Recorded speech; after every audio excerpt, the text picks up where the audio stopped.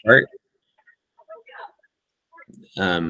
Because I know that Chris has to leave at 9. I don't know where that sound's coming from. Is anyone getting a weird echo there? Maybe that's just me. Great. Well, thanks for coming. My name is Bjorn, and I'm on the board along with Chris. I coach the 2013 boys white competitive team, and I'm also a ref. I've just been reffing for a couple of years at this point. And Chris, why don't you introduce yourself and let people know, I coach the 2011 boys red team, and then I'm also the competitive coordinator currently on the board for the club. And I've been reffing on and off since 2011, just sort of depending on what else was going on. Yeah, and I'm also the coach coordinator, which is I don't know that has been a role that has done much in the past. I'm trying to do things that are useful to the coaches. Most of the coaches are not in the comp program for us. Most of the coaches are actually in the rec program. The way it works is sometimes coaches are in for a season, sometimes they're in for multiple seasons. But a lot of times those coaches don't have a deep background in soccer. They're doing it because someone said, hey, if you don't coach, your kid isn't going to have a team. So I wanted to do this session so that we could have a conversation about, how refs work in Alameda Soccer Club, and just to give some idea of what are things that refs want you to know, to give you a chance to ask some questions, talk about things that people probably don't get right about what the rules actually are. So Chris, why did you get into reffing in the first place? How did you come to become a ref? Because there wasn't enough of them. And the games I was coaching weren't getting reffed, basically. So I made a deal with like a bunch of other coaches that we would cover each other's games, and that's sort of how I started getting refs on a regular basis, and then I just sort of started reffing more games from there, kind of thing. And I think that's similar. I think that's how a lot of the Alameda Soccer Club refs become soccer club refs, is that I need people to cover my own games, and I can't depend on people just selecting games. So I'm similar to Chris in that I ref other people's games and I get them to ref mine. And that's how I got into it. And so what is the process to become a ref? You do an online course. I don't know how many hours it is. It's not too much. I think it's supposed to be 4 to 6 hours, depending on how efficient you are. Yeah. And then there's supposed to be a 3-hour on-field practical. I think ours was about an hour and a half. It was out at Hornet. The wind was blowing. It felt like it was about 22 degrees. So I think we cut it a little short. I don't know how useful the online practical or the practical was. But from then on, after you do that, you get your badge. There'll be a badge that you get in the mail, and you'll have to go get a shirt. The club will reimburse you to a certain extent if you ref a number of games, and then you're a ref. But that doesn't mean that your games are going to get picked up. You actually often have to go hunt to find refs. And so having someone on your club, like Kevin, his son is in my club, and so he's one of the other options. If we can't get a ref, like we couldn't a couple weeks ago, then Kevin ref the game, and I might ref the 2013 boys red game, and then they have someone who refs on their team, and so we'll swap and we'll move things around. So just to demystify a little bit about what is the process. The games are all available, and it's up to the refs to decide what games they cover. So the schedule is out already, and if you're a ref, you can sign up for games. And different formats pay different amounts. Like a 7v7 game is only 55 minutes. And so it's less expensive. You get paid less for that game than you do for an 11v11 competitive match, which I think is like $50 or $55 or something like that. They go up to $90 depending on the level of play and the level of the team. Yeah. Yeah, but a rec team, a rec 7v7 game is paid the least of all the games because it's rec, so there's just a discount already for what is paid for those games, and then the length of the game makes it, you're working less, so you get paid less. And so, like for me, my wife's the team manager, I'm the coach. We're watching like a hawk to see if our games are getting picked up. The unfortunate thing is sometimes you don't know until Friday. A lot of times the games don't actually get claimed until Friday, which I wish that worked differently, but it doesn't. But Alameda Soccer Club doesn't tell refs what games they're going to work. It's up to the refs to decide which games they want to work, which came as a surprise to me as a coach, where it was like, okay, now you have to go find refs. I'm like, what do you mean I have to go find refs? Well, yeah, you do. It's not it's not provided for you. The opportunity for a ref to sign up for your game is provided, but there isn't anyone at Alameda Soccer Club that says, okay, we have 20 refs and we're going to assign them to these matches to make sure everything's covered. It doesn't work that way. And sometimes the refs who may be reffing your game, they don't really have a connection to Alameda Soccer Club at all. They may just be in the pool and they decided that they wanted to ref that game because it was convenient, because it was the level that they wanted, because it was the time that worked for them, whatever it is. So that's just something to know about how a little bit behind the scenes of how games are actually scheduled. And so the question that you get from a lot of rec coaches is, well, what happens if I don't have a ref? And that's why in your coach bag you should have a whistle because it might be you. And that matters a lot less in the rec context than it does in the comp context. In the comp context, we have to have a ref where the game can be protested and we can be fined. Or there was something in email that just came out a few weeks ago about the game won't count if you don't have a ref and will be played again at the home team's expense. So that's great. So Chris, from the ref perspective, what are a few things that you wish that coaches knew? That's we're doing our best. Like the refs aren't. Like this past weekend, I was doing a game, and the refs were convinced that it was a non-Alameda club, and the visiting team was convinced we were all in for the home team.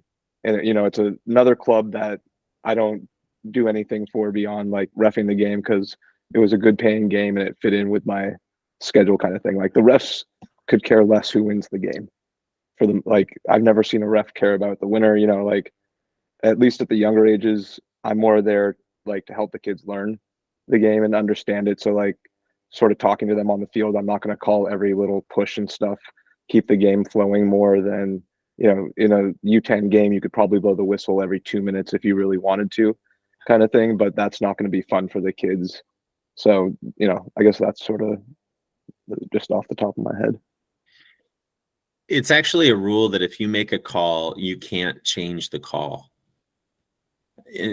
No ref gets talked out of making a call. Once the call is made, the call is made. And I've had a situation where, in 7v7, you don't have assistant referees. You're the only one.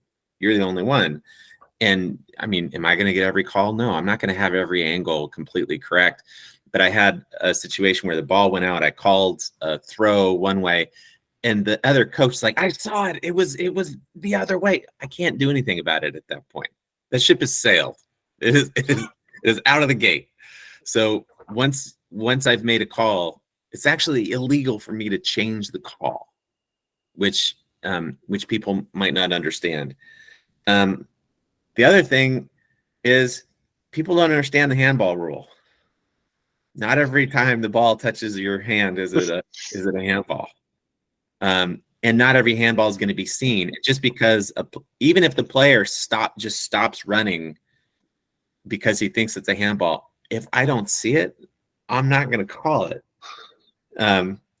And so not every handball, not every time the ball touches your hand is it a handball, and not every time Tommy or Jane fall to the ground is it a foul. It's especially you have a kid who outweighs another kid by half, and they go shoulder to shoulder, and the smaller kid falls to the ground. Doesn't necessarily mean it's a foul. So it is a contact sport, and pushing actually isn't illegal. So there's nothing that says pushing is illegal. It's up to the referee to determine if the push is careless, reckless, or performed with excessive force. That's when it's illegal. It's just to push someone isn't illegal. And one thing you can do in your practices and with your teams is when they start saying this is a foul and that's a foul, you correct them, tell them, actually shoulder to shoulder challenge is completely okay. This is a contact sport. Not everything's a foul. And also tell that to your parents, because the number of times, a player goes down to the ground, and even if it's like two kids who are kicking the ball at the same time and one of them falls to the ground, the cries from the crowd that this was actually a foul, you do hear that, and it's not a foul. Another thing to know as coaches and assistant coaches, and something to tell your parents, is you should never come onto the field unless you are invited onto the field. So you have a kid who's down and crying, you get the attention of the ref and you say, "Can I come onto the field?" Usually they'll turn and look at you and wave you on, but don't run onto the field. That is a thing that will get the club suspended. It could get you suspended. It could get you ejected. The club's already on probation. Mostly through no fault of our own. But that's just a simple thing that if you know that, don't do that, because you can get not only yourself and your team, but the whole club in trouble for that. Are there any other things that you see out there, Chris, that you would want coaches to be thinking about? I would really encourage coaches to talk to their parents if their parents are successfully coaching the team, and sometimes the parents are really intense at like a U12 game, U10 game, and just encourage your parents to relax sometimes and enjoy the kids playing. Not really towards the refs too much, but like sometimes seems a little over the top from a ref's perspective. Yeah. And if your parents are getting out of hand, what should happen from there is not that the ref won't pick the parent out. The ref will talk to the coach and say, you need to get that parent under control. And if they don't, it isn't the parent that gets the card, it's the coach. And if the coach continues to not get them under control, you will eject the coach. The coach will get a red card. And then you have to figure out if someone else has a player pass, an assistant coach, a manager. Because if there's no one on the sideline that has a pass to be there, that game is over. And I mean, first of all, like, none of these kids are going to be the next Messi. Like, we should be having fun, right? And second, like, that just ruins the whole experience for your kid. So it is the coach's responsibility to maintain order on the sideline. How many yellow or red cards do you give out, Chris? Have you given out a red card yet? I've given out probably 2 red cards since 2011. One was for a kid spitting directly at another kid that I saw. It was pretty easy, and the other red was 2 cautions. So it wasn't usually not too bad. Yeah, I've only had to break out 3 yellow cards so far. 2 of them were to ASC players, and 1 was to an opposing coach. I think it was the one who argued with me on the sideline. He kept on arguing about other things, and I warned him, and finally I gave him a yellow, and that ended that. But I love ASC, but the 2 yellow to players were both to ASC players, and they just kicked players. They got beat, and they just kicked them. And it's an opportunity to, one, give them a yellow, but to say, like, hey, that's not part of it. I love the sort of the teaching aspect. That's why I think I like reffing the younger kids, because you get to give them little jokes in the warm up I have, and I'm there trying to help them as well. I'm not giving them pointers in the game, right? It's about the rules, but I enjoy that. What's the difference moving up, Chris? Like, what are those older kid games like? It's very dependent from team to team, and sort of the coach or the culture the coach sets on the sidelines. Like, a lot of, if the coach is yelling at the ref a lot, the players will start to pick up on it and start yelling at the ref and stuff too. Usually, same with those kids, I'll try and talk to the kids more, and let them know what I'm seeing too, and just sort of narrate a little bit here and there if I'm not liking something, tell them about it before necessarily blowing the whistle, kind of thing, unless it's egregious. Yeah. It's important to also note that referees are all very different too. I mean, I ref my games probably very differently from how some others ref. Some hardly blow the whistle at all, and sometimes that works at some formats. Some kids are really young. I mean, you can be 14 years old to be a ref, and we have 14-year-olds out reffing games. So if we want to have more refs, if we want to not have to scramble to get your game covered, then we really need to encourage those young refs so they stick with it. As your players are learning to play, those young refs are also learning to ref. So development is happening on multiple levels, and not just the young refs, but someone who's come in as a parent to ref for their team. Maybe they've only reffed 2 games before. Maybe they've only reffed 3. So they're learning how to ref as well. So there's a lot of learning that's going on, even for the refs. So keep that in mind if the call gets blown. One thing I've noticed is let's talk about throw-ins a little bit, because throw-ins are one of those things where, like, kids are always lifting their back foot. And, there's all sorts of things that my kids get called on for fouls, and at rec that usually is just like, let's just do it again. But as you move up, that tends to be less and less the case. And I've had tournaments where, like, a single, that foot comes off a half inch, and they're calling it.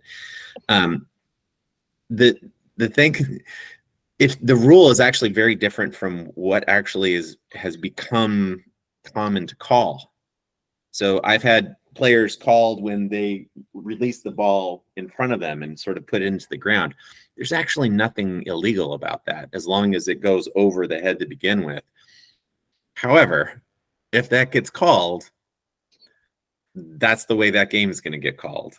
And you can have a conversation with the ref afterwards about maybe, look at the rule, but you can't argue with them in the game. So even if there's something that you think isn't being done right, you still have to let them ref the game. They should ref it equally, both sides, but you just can't argue calls. The call is the call. Bite your tongue. And I'll also notice that I have to keep an eye on my kids too when I'm coaching, because some will, it's the sort of the NBA attitude, or you see it on games, the Prem players, and when they surround the refs and start yelling and shouting.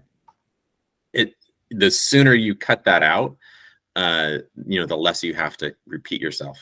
That, hey, we're not saying anything about the call. We're not saying anything about that at all. So I would encourage you to be vocal about not criticizing the call. Usually the criticism comes when you're losing. Right? So if your team wins, if you win 4-2, you forget all the calls that didn't go your way, and it tends to be the team that lost that had the 2 that really has a hard time with it. And that's worth pointing out every once in a while too. It's like, well, we didn't lose by a goal or whatever. So the kids will reflect how you treat the officials as well. So, all right. So at this point, and Chris has 3 minutes, I believe. Are there questions that you guys have about things that you've seen on the field, or questions you have about rules or anything else? Yes, I do. Great. So this mainly stems from the last several games that I've been coaching. I coach 2 teams, a U14 girls and a U11 boys. And I want to kind of touch back on the pushing rules, because during both of those games, there was an excessive amount of pushing from the other teams, where the pushing was not playing the ball. They were just going to the player and giving them a shove off the ball and then taking the ball. And that was happening a fair amount. I just want to make sure I'm understanding completely of the shoulder-to-shoulder rule. Yeah, I mean, you can't come in with a raised elbow and hit someone, but can you push them off the ball? Yeah. The main reason I'm asking, because I grew up in Scotland and England, those rules have changed over the last decade to be more favorable of the pushing. Because growing up, it was always you had to play the ball first before you could push a player. There's nothing that says that in the rules. That's not actually part of it, as I understand it. And Chris, if you disagree, let me know. Because if that truly is the rule, that we can push at any time, then that completely changes the game I grew up playing. And that's also part of the reason why I'm trying to clarify this. That's why I'm here, because it sounds a lot like it's hockey rules as opposed to soccer rules. Because hockey, you can hit anybody that has the puck. But in soccer, you can't just run up to someone and shove them right off the ball when they're on the ball. If you're shoulder to shoulder with them, you can absolutely shove them off the ball. You can't shove them in the back. Shoving in the back is never part of the game, and that is a foul.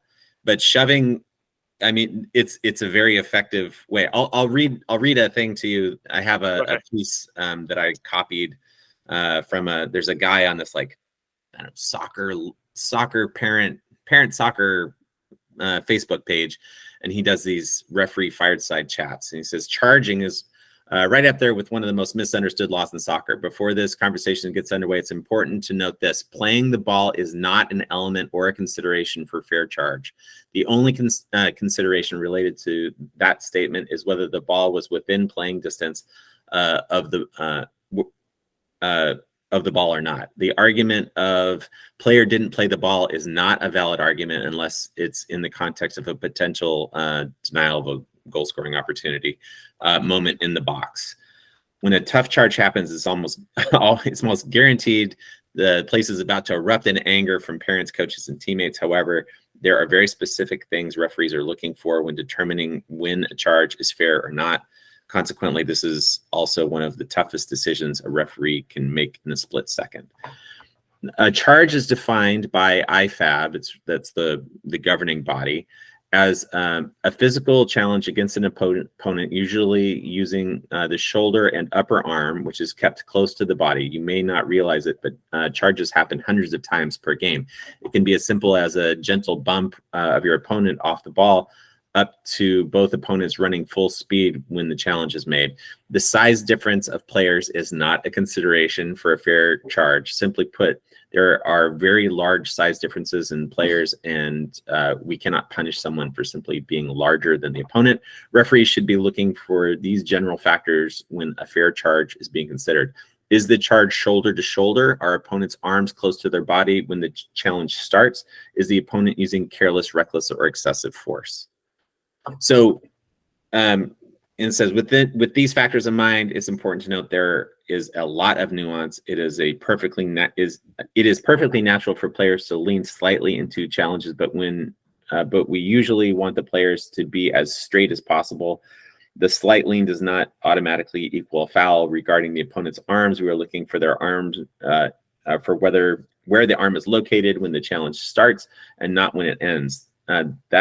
That's an extremely important factor. It is completely natural for arms to come up as the players bounce off each other, but most people do not see where the arm was when the challenge was initiated. Instead, most people see it after the fact. So, yeah, there's a lot of nuance there, right?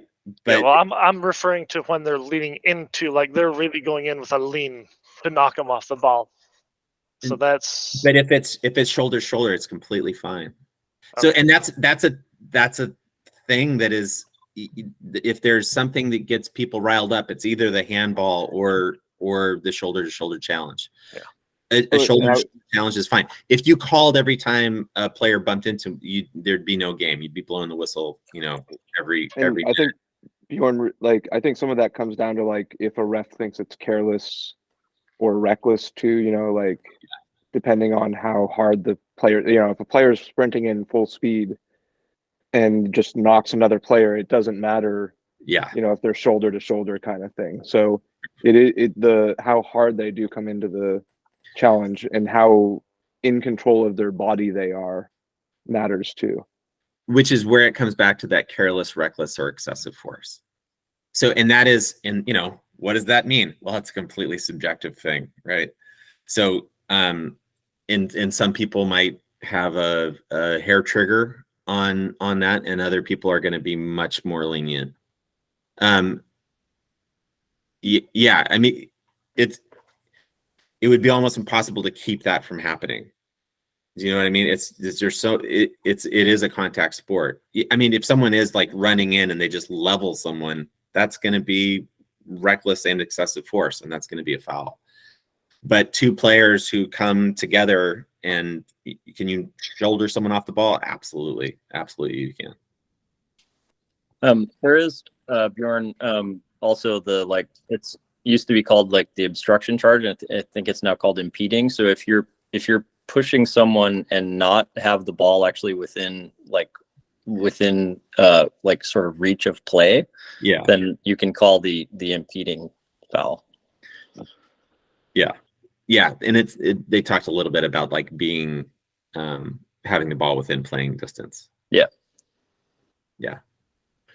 I don't know if that was a satisfactory answer. It doesn't seem like it maybe was, but no, it does. That helps a lot. It helps a lot because I knew that for the most part, because the other excessive pushing that I was referring to, the arms were extended and players are just clotheslining as they're trying to get up to the ball type defense, and I already knew that wasn't the case. I just wanted to clarify the shoulder to shoulder part. So with something like the arms up, depending on like how much it's happening in the game, and if both teams are doing it, if it's not too physical, and if it's a rec game, I wouldn't be blowing the whistle every time that's happening. If it's pretty even both ways, like this past weekend, both teams were sort of, it was an older, higher level game. Both teams were sort of doing, grabbing at each other a little bit. It was happening almost every play. We're not going to call that every play kind of thing. We talked to them a little bit, but if one team is doing it one way and it's excessive, I would be more likely to call that kind of thing. Yeah. All right. Are there any other questions? Bjorn, seeing as you brought it up, could you go over the handball rule? Yeah. So handball, if the ball bounces off your knee, if it hits a body part and hits your hand, it's not a handball. It's only called if you score immediately after that. So if the attacking team is coming and they receive a pass and it comes off their knee and hits their arm and it hits the ground and they strike it and that's the goal, that's going to be a handball. If that same thing happens, and they get control of the ball and they change over to the other side and there's another pass and then they score, it's not a handball. Is that confusing enough? So that's it. What you see so often is the ball bounces up and it hits a hand and everyone's like, handball.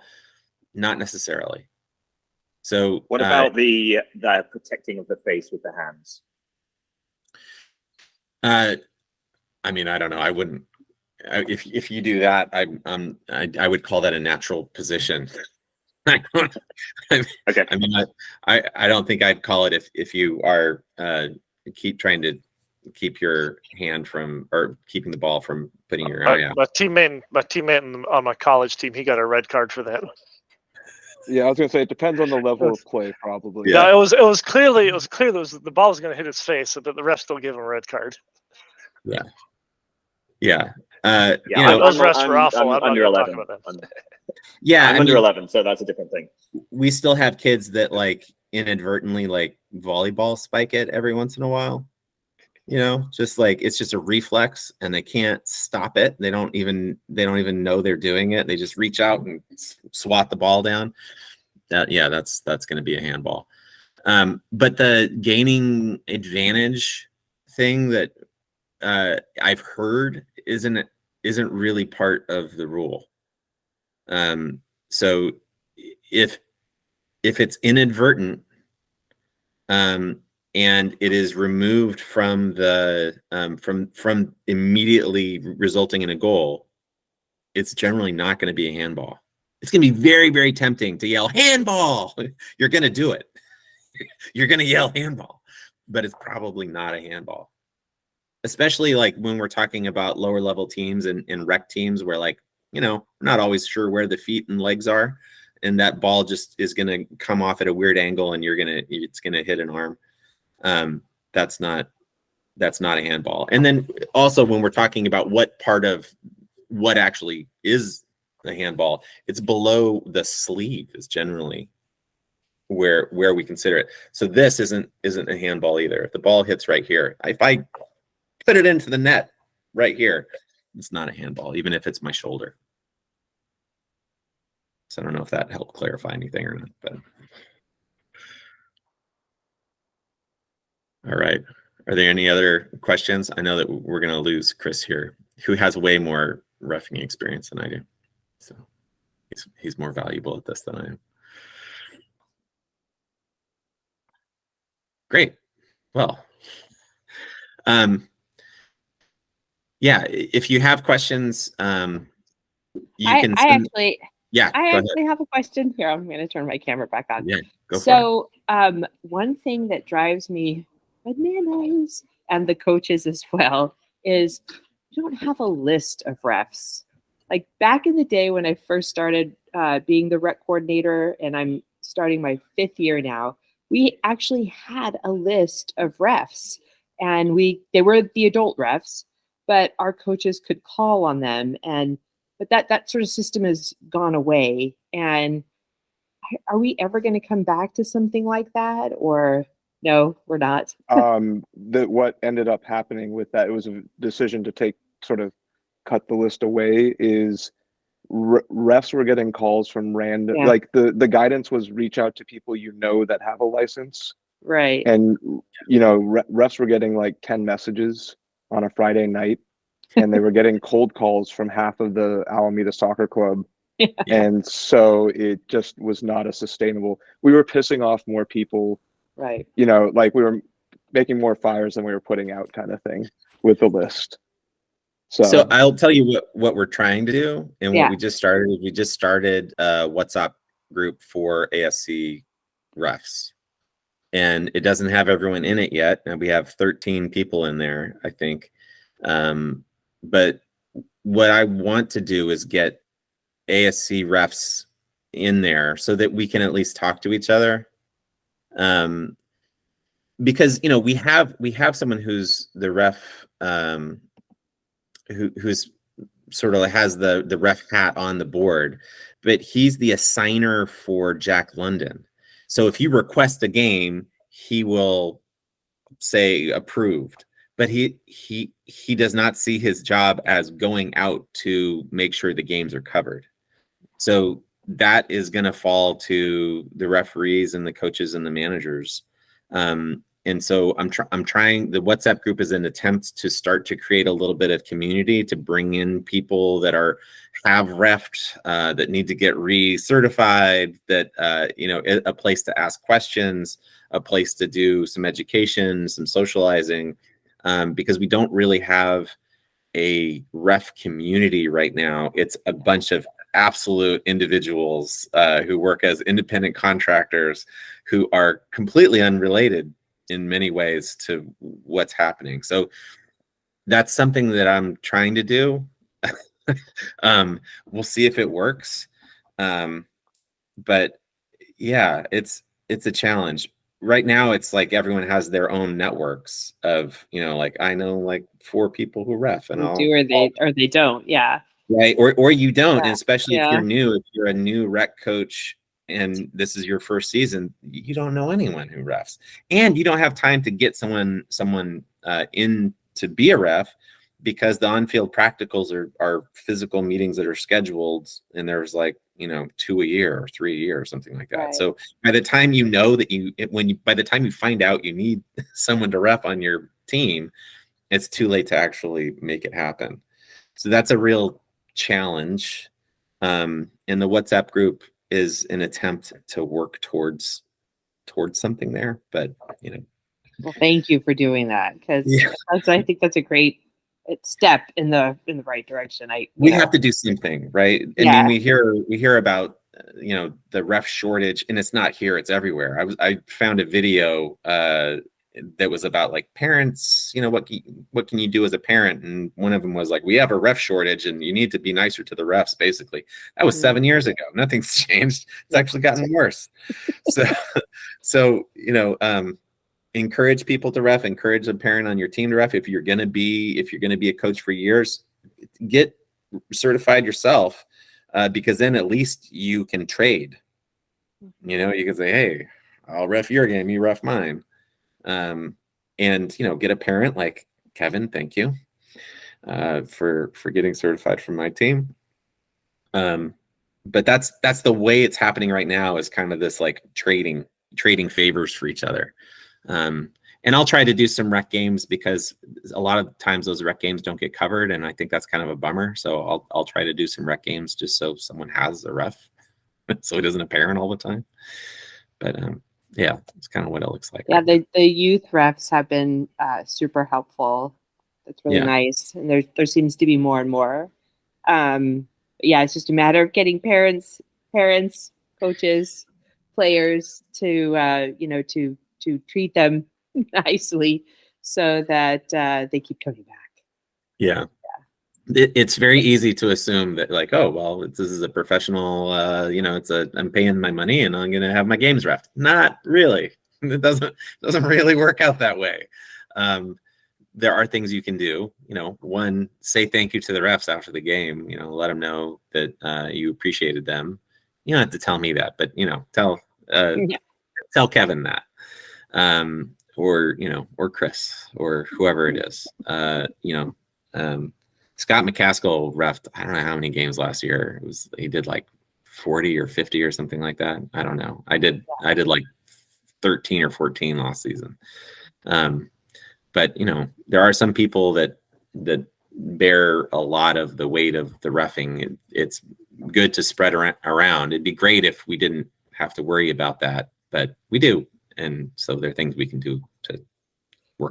Earlier you were talking about how you don't overturn, the CR doesn't overturn their calls, but I wanted to say this past weekend, Chris was the AR at my son's game. It's the highest, it's the 05 comp team. Yeah. It's the highest level one we have. And Chris saw the call in the box, but the CR called it differently. And anyway, CR ran over to Chris and asked, confirmed with Chris what he saw, and he actually changed the call. Yeah, So, that's the only time that'll happen. It's not going to be because the coach or the parent yelled something. If you have ARs, then the AR can have a conversation with the central referee. AR is assistant referee. We used to call them linesmen, but that's not inclusive. So it's assistant referee now. And so the AR can have that conversation, and that's the only time that you can overturn a call. But it isn't if I call, and when you're dealing with like something like offsides, in a 7v7 game, there's just one. You don't have an AR, so you have to do it yourself. There are times where out at Atlantic right now, that field on the far corner of the 7v7 field, there's a bunch of white flowers. You can't see the line where the ball goes out. So if I'm not perfectly calling that, like I'm doing the best I can, and just understanding that these people are doing the best they can. I'm trying to be impartial. I'm probably trying to be. I probably call Alameda a little tighter because I don't want to be accused of being impartial. We're doing the best we can. So that's just cut everyone some slack. That's really it. All right. Well, hey, thank you. And thanks for the questions. Thanks for coming and being part of this. This will be a recording that we will make available to, to other coaches, and hopefully it's a resource going forward. We won't even have to do this again because we already did it. We'll just show them this, and hopefully this is helpful. So that's it. Thanks for coming. Well, thank you. Thank you all. Appreciate it. Yeah. Appreciate all the refs out there.